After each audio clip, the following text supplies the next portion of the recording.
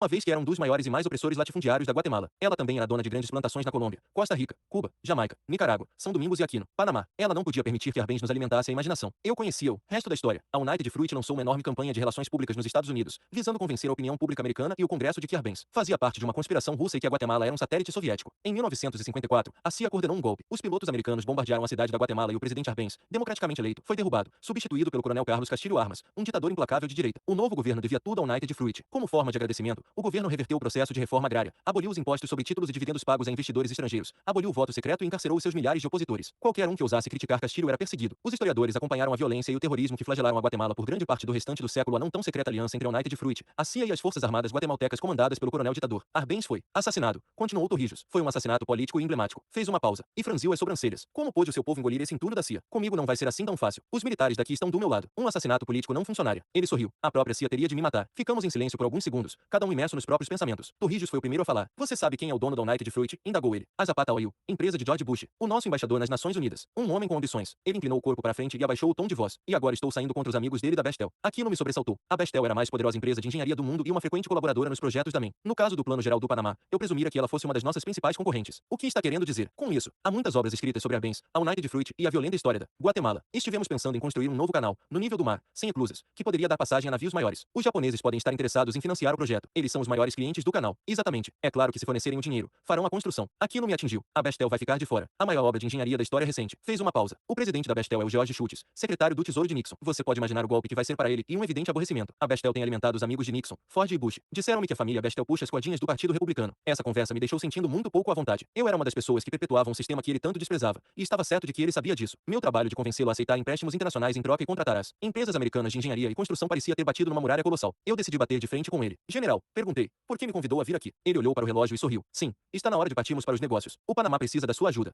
Eu preciso da sua ajuda. Fiquei atordoado. Da minha ajuda. O que posso fazer para ajudar? Nós vamos recuperar o canal. Mas isso não é suficiente. Ele relaxou na cadeira. Devemos servir também como um modelo. Precisamos mostrar que nos preocupamos com os pobres e demonstrar, além de qualquer dúvida, que a nossa determinação de conquistar a nossa independência não é determinada pela Rússia, pela China nem por Cuba. Devemos provar para o mundo que o Panamá é um país razoável, que não estamos contra os Estados Unidos, mas a favor dos direitos dos pobres. Ele cruzou as pernas. Para fazer o que precisamos, devemos construir uma base econômica que seja como nenhuma outra neste hemisfério. Eletricidade, sim, mas eletricidade que chegue aos mais pobres dos nossos e que seja subsidiada. O mesmo se aplica aos transportes e às comunicações, e especialmente à agricultura. Fazer isso vai requerer dinheiro, o seu dinheiro, do Banco Mundial e do Banco Interamericano de Desenvolvimento. Uma vez mais, ele se inclinou para frente. Ele me olhou fixamente. Entendo que a sua empresa queira mais trabalho e normalmente consiga isso inflando o tamanho dos projetos, estradas mais largas, usinas elétricas maiores, portos mais profundos. No entanto, dessa vez é diferente. Deem-me o que for melhor para o meu povo, e eu lhes darei todo o trabalho que quiserem. O que ele me propunha era totalmente inesperado, e aquilo tanto me chocou quanto me entusiasmou. Certamente desafiava tudo o que eu aprenderá na MEN. Com certeza, ele sabia que o jogo da ajuda externa era uma tapiação. Ele tinha de saber. O jogo existia para torná-lo rico e algemar o seu país com a dívida. Ele existia de modo que o Panamá ficaria para sempre devedor dos Estados Unidos e da corporatocracia. Ele existia para manter a América Latina no caminho do destino manifesto e subserviente para sempre a Washington e a Wall Street. Era certo que ele sabia que o sistema se baseava no pressuposto de que todos os homens no poder eram corruptíveis, e que a decisão dele de não usá-lo para o seu benefício pessoal seria considerada uma ameaça, uma nova forma de dominó que podia iniciar uma reação em cadeia e acabaria por derrubar o sistema inteiro. Olhei através da mesa de centro para aquele homem que certamente entendia que por causa do canal ele desfrutava de um poder muito especial e exclusivo, e que ele o colocava numa posição particularmente precária. Ele tinha de ser cuidadoso. Ele já tinha se estabelecido como um líder entre os líderes dos países subdesenvolvidos. Se ele, como seu herói Arbenz, estivesse determinado a tomar uma posição, o mundo estaria observando como o sistema reagirá. Mais especificamente, como o governo americano reagiria. A história latino-americana estava juncada de heróis mortos. Eu também sabia que estava olhando para um homem que desafiava todas as justificativas que eu formulara para as minhas próprias ações. Esse homem certamente tinha sua parte de falhas pessoais, mas não era um pirata, nenhum Henry Morgan nem Francis Drake, aqueles aventureiros fanfarrões que usavam cartas de curso dos reis da Inglaterra como um pretexto para legitimar a pirataria. O quadro nos cartazes não era um engodo como de costume. O ideal de Omar é a liberdade. Não se inventaram mísseis que possam matar um ideal. Tom Paine não teria inspirado frases semelhantes? Contudo, ele me fez pensar. Talvez os ideais não morressem. Mas, e quanto aos homens que estavam por trás deles? Che, Arbenz, Allende. E aquilo levantava uma outra dúvida. Como eu responderia se Torrijos fosse impelido ao papel de mártir? No momento em que me despedi dele, nós dois entendíamos que a MEN teria o contrato para o Plano Geral, e que eu faria de tudo para conseguir a aprovação de Torrijos num novo e sinistro período da história da economia como economista-chefe. Eu não só era responsável por um departamento na MEN como também pelos estudos que desenvolvíamos ao redor do mundo, mas também se esperava que eu estivesse a par das tendências e teorias econômicas do momento. O início da década de 1970 foi uma época de importantes mudanças na economia internacional. Durante a década de 1960, um grupo de países formou a OPEP, o cartel de países produtores de petróleo, em grande parte como uma reação ao poder das grandes refinarias. O Irã também foi um fator importante, muito embora o Shah devesse a sua posição e possivelmente a vida à intervenção clandestina dos Estados Unidos durante a derrubada de Mossack Mossadegh, ou talvez por causa daquele acontecimento, o Shah era sensivelmente consciente de que a sua sorte poderia se inverter a qualquer momento. Os chefes de estado de outros países produtores de petróleo compartilhavam essa certeza e a paranoia que a acompanhava. Eles também sabiam que as maiores companhias petrolíferas internacionais, conhecidas como as Sete Irmãs, tinham um acordo para controlar os preços do petróleo, e assim os tributos que pagavam aos países produtores, como um meio de colher os próprios lucros imprevistos. A OPEP foi organizada no sentido de reverter o processo. Tudo isso se manifestou no início da década de 1970, quando a OPEP colocou os gigantes industriais de joelhos. Uma série das ações combinadas, que culminaram no embargo do petróleo de 1973, simbolizado por longas filas nas distribuidoras de gás americanas, ameaçou gerar uma catástrofe econômica que rivalizava com a Grande Depressão. Foi um choque sistêmico no desenvolvimento da economia mundial e de uma magnitude que poucas pessoas podiam chegar a compreender. A crise do petróleo não podia ter acontecido em momento pior para os Estados Unidos. Eles eram um país confuso, cheio de medo e incerteza, abalado por uma guerra humilhante no Vietnã e um presidente que estava prestes a renunciar. Os problemas de Nixon não se limitavam ao Sudeste Asiático e ao Watergate. Ele entrará em cena no momento em que, em retrospectiva, seria compreendido como limiar de uma nova época da política e da economia. Naqueles dias, parecia que os pequenos, incluindo os países da OPEP, estavam conseguindo dar uma virada. Eu estava fascinado pelo que acontecia no mundo. Eu comia o pão servido pela corporatocracia, e ainda assim um lado secreto de mim adorava ver os mestres serem colocados nos seus lugares. Eu acho que isso mitigava um pouco a minha culpa. Eu via a sombra de Thomas Paine de lado, gostando da OPEP. Nenhum de nós tinha consciência da dimensão das consequências do embargo no momento em que ele estava acontecendo. Com certeza, todos tínhamos as nossas teorias a respeito, mas não podíamos entender o que desde então ficou claro, como uma ideia vaga. Sabíamos que as taxas do crescimento econômico depois da crise do petróleo não passariam da metade das que prevaleciam nas décadas de 1950 e 1960, e que elas haviam sido criadas contra uma pressão inflacionária muito maior. O crescimento que ocorria era estruturalmente diferente e criava praticamente poucos empregos, de modo que o desemprego aumentou. Para combinar a situação, o sistema monetário internacional sofreu um golpe. A rede de conexões de taxas de câmbio fixas, que prevalecera desde o final da Segunda Guerra Mundial, em essência sofreu um colapso. Naquela época, eu frequentemente me encontrava com amigos para discutir essas questões no horário do almoço ou em meio a cervejas depois do horário de trabalho. Algumas dessas pessoas trabalhavam para mim e o meu pessoal incluía homens e mulheres bem capacitados, na maioria jovens, que em sua maioria eram livre-pensadores, ao menos segundo os padrões convencionais. Outros eram consultores executivos de Boston ou professores de faculdades locais, e um era assistente de um congressista estadual. Eram encontros informais, a que às vezes comparecia só mais alguém além de mim, enquanto outros podiam incluir dezenas de participantes. As sessões eram sempre animadas e barulhentas. Confissões de um assassino econômico 58. Quando penso nessas conversas, fico embaraçado ao imaginar o sentimento de superioridade que eu sentia. Eu sabia de fatos sobre os quais não podia comentar. Os meus amigos às vezes ostentavam as suas credenciais, libações em Beacon Hill ou em Washington, cargos de professor ou PhDs, e eu respondia a isso apenas com o meu cargo de economista-chefe de uma importante empresa de consultoria, que viajava de primeira classe por todo o mundo. Ainda assim, não podia comentar sobre os meus encontros particulares com homens como Torrijos, ou as coisas que eu sabia sobre as maneiras como estávamos manipulando países em todos os continentes. Era tanto uma fonte de arrogância pessoal como de frustração. Quando conversávamos sobre a força dos pequenos, eu tinha de me controlar ao máximo. Eu sabia que nenhum deles tinha como saber que a corporatocracia, a sua faixa de AS, e os chacais esperando na retaguarda nunca permitiriam que os pequenos tivessem o controle. Eu só precisava recorrer aos exemplos de Arbenz e Mossadegh, e mais recentemente, a derrubada pela CIA em 1973 do presidente, democraticamente eleito do Chile, Salvador Allende. Na verdade, eu entendia que a gravata do Império Mundial estava se fortalecendo, a despeito da OPEP, ou, como eu suspeitava na época mas não confirmei até mais tarde, com a ajuda da OPEP. As nossas conversas geralmente versavam sobre as semelhanças entre as décadas de 1970 e 1930. Esses últimos representavam um importante divisor de águas na economia internacional e na maneira como ela era estudada, analisada e percebida. Aquela década abriu a porta para a economia keynesiana e para a ideia de que o governo devia desempenhar um papel importante no controle dos mercados e fornecer serviços como os de saúde, compensação pelo desemprego e outras formas de bem-estar social. Estávamos nos distanciando dos antigos pressupostos de que os mercados eram autorreguláveis e que a intervenção do Estado devia ser mínima. A depressão resultou no New Deal em políticas que promoviam a regulação econômica, a manipulação financeira pelo governo e a aplicação extensiva da política fiscal. Além disso, tanto a depressão quanto a Segunda Guerra Mundial levaram à criação de organizações como o Banco Mundial, o FMI e o Acordo Geral sobre Tarifas e Comércio, GATT. A década de 1960 foi uma década pivô nesse período e na mudança de uma economia neoclássica no estilo keynesiano. Aconteceu sob as administrações de Kennedy e Johnson, e talvez a maior influência isolada tenha sido a de um homem, Robert M. Namara. M. Namara era um constante participante dos nossos grupos de discussão. É claro, todos nós sabíamos da sua subida meteórica aos portais da fama, de gerente de planejamento e análise financeira da Ford Motor Company em 1949 a presidente da Ford em 1960, o primeiro chefe de empresa escolhido fora da família Ford. Logo depois disso, Kennedy indicou como secretário da Defesa. M. Namara tornou-se um forte defensor de uma tendência keynesiana no governo, usando modelos matemáticos e métodos estatísticos para determinar os níveis de tropas, alocação de fundos e outras estratégias no Vietnã. Sua defesa da liderança agressiva tornou-se uma marca registrada não só entre gerentes do governo como também entre os executivos de empresas. Isso formou a base de uma nova tendência filosófica para ensinar administração nas faculdades de administração de todo o país, e acabou levando a uma nova geração de CEOs, empresa que seriam os pontas de lança na corrida pelo Império Mundial. Sentados à mesa para discutir os acontecimentos mundiais, estávamos especialmente fascinados pelo papel de Robert M. Namara como presidente do Banco Mundial, um trabalho que ele aceitou logo depois de deixar o cargo de secretário de defesa. A maioria dos meus amigos concentrava-se no fato de que ele simbolizava o que era popularmente conhecido como complexo industrial militar. Ele tinha conquistado a posição máxima na mais importante corporação, num gabinete do governo,